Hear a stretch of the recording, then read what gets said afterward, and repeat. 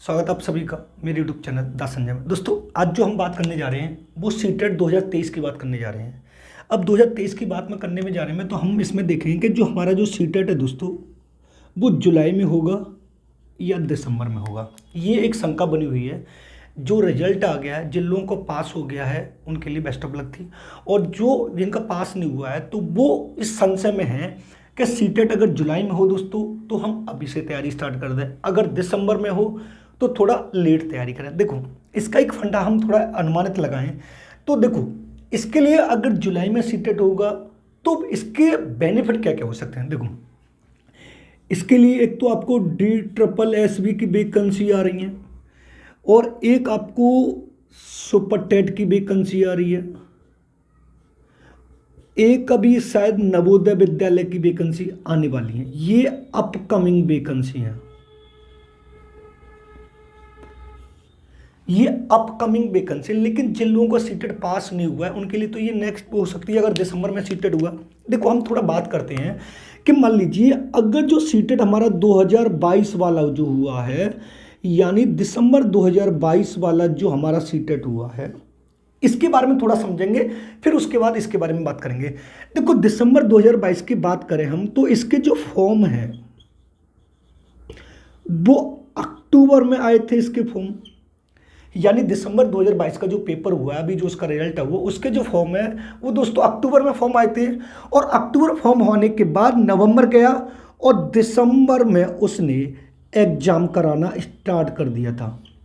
यानी 1 महीने का उसने समय दिया था और 1 महीने का समय देने के बाद फिर उसने एग्जाम कराने के बाद और उसका बहुत जल्दी तरीके से, फास्ट तरीके से उसकी आंसर की जारी कर दी और आंसर के बाद जस्ट उसका रिजल्ट जारी कर दिया। अब एक और इसकी खबर सुनने में ये आ रही कि जिन लोगों का सीटेट दिसंबर 2022 वाला जो पास हो गया है, जिनका पास हो गया है, तो बहुत ही जल्दी ही उनके सर्टिफिकेट डिजी लॉकर में आने के चांस हैं। यानी सीटेट इतना फास्ट तरीके से कार्य कर रहा है कि ये समझ लीजिए दिसंबर 2022 की अगर हम बात करें तो अक्टूबर में फॉर्म आए थे, 1 महीने के एग्जाम, एक गैप देने के बाद दिसंबर में उसने एग्जाम करा लिया और उसके 1 महीने के बाद दिसंबर और जनवरी एग्जाम होने के बाद मार्च में उसने उसका रिजल्ट दे दिया, फरवरी और मार्च में रिजल्ट देने के बाद पूरा अब उसके जो फास्ट तरीके से जो कार्य है उसके जो सर्टिफिकेट हैं वो डिजी लॉकर में आने के पूरे बहुत जल्दी आ जाएंगे। अब हम बात करते हैं सीटेट 2023 की। देखो जब हम 2023 की बात करें तो अगर सीटेट दिसंबर 2022 की पूरी प्रक्रिया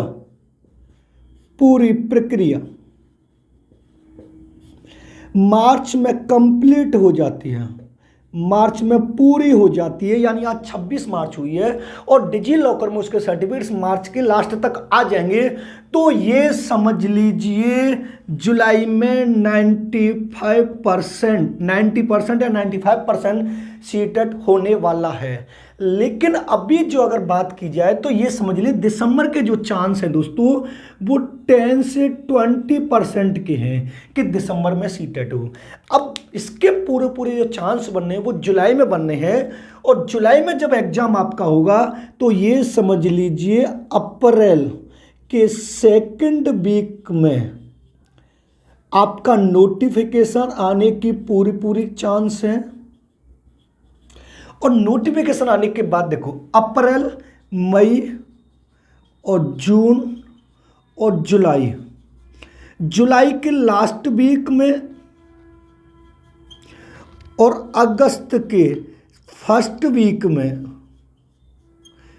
वो एग्जाम दोस्तों करा लेगा। यानी अगर अप्रैल में उसके फॉर्म आते हैं तो अप्रैल, मई, जून और जुलाई 4 महीने का टाइम मिलता है। लेकिन अगर दिसंबर 2022 की बात करें दोस्तों तो यहां पर तो अक्टूबर में फॉर्म आए थे और दिसंबर में एग्जाम हो गया था, यानी 2.5 से 3 महीने में हो गया था। तो इसके पूरे जो चांस बने दोस्तों वो जुलाई में होने के पूरे चांस बनने हैं। अब जुलाई में सीटेट होगा तो आपके लिए DSSB, super TET, Navodaya Vidyalaya इनकी वैकेंसी आपको मिलेंगी, और जो सीटेट पास करेंगे आप अपनी तैयारी स्टार्ट कर दें। और जहां तक मेरी जो उम्मीद है ये जो सीटेट है वो जुलाई में होने के पूरे चांस हैं। 2023 वाला जो सीटेट है दोस्तों वो जुलाई में होने के पूरे पूरे चांस है। और इसका जो पुख्ता सबूत है ये समझ लीजिए, कल मंडे की शाम को मैं आपको अपडेट कर दूंगा। मंडे की शाम को उन्होंने बताया है कि पूरा कंफर्म हो सकता है कि सीटेट जुलाई में होगा कि दिसंबर में होगा। लेकिन उनकी बातों से जो इन्फॉर्मेशन देते हैं उनकी बातों से ये लग रहा था कि 60 से 70% जो सीटेट है वो कब होने के चांस हैं, जुलाई में होने के चांस है। लेकिन आपको एक बात तो ध्यान में रखना होगा दोस्तों कि जब कोरोना से पहले, यानी कोरोना से पहले जो हमारा सीटेट था वो साल में 2 बार होता था।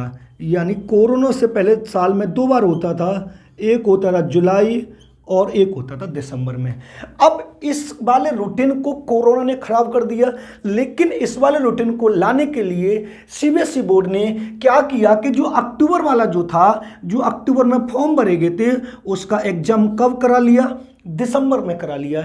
यानी इस वाले सिस्टम को वो रूटीन में लाने के लिए उसने पहला जो सीटेट का एग्जाम था दोस्तों वो 3 महीने के अंदर पूरा फॉर्म फिल करा के, पूरा प्रोसेस करा के, करेक्शन करा के और उसके बाद एग्जाम और आंसर की और रिजल्ट आउट कर दिया।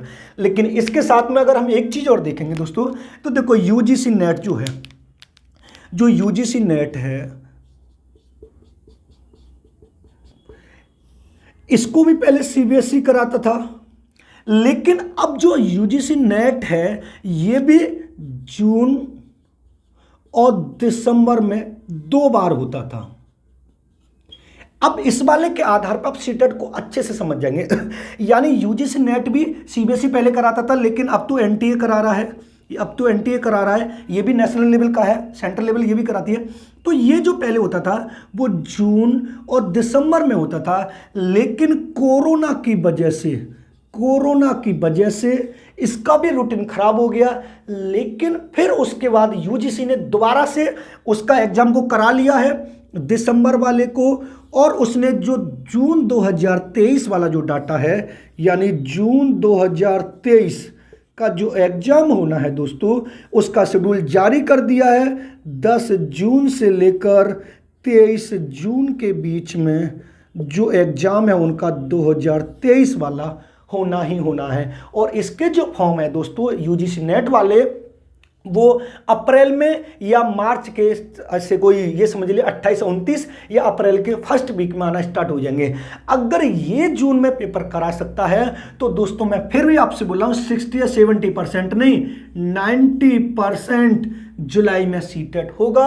आप अपनी तैयारी स्टार्ट कर दें और अच्छे से तैयारी करें, क्योंकि आपका अगर ये वाला नहीं हो पाया 2022 वाला तो जून जुलाई 2023 वाला आप सीटेट तैयारी कर लें, आराम से तैयारी में लग जाएं। और अगर आप हमारे चैनल पर नए हैं तो चैनल को सब्सक्राइब कर लें, बेल आइकन ऑल को प्रेस करें, जिससे आने वाले वीडियो का नोटिफिकेशन आपको मिलता रहे।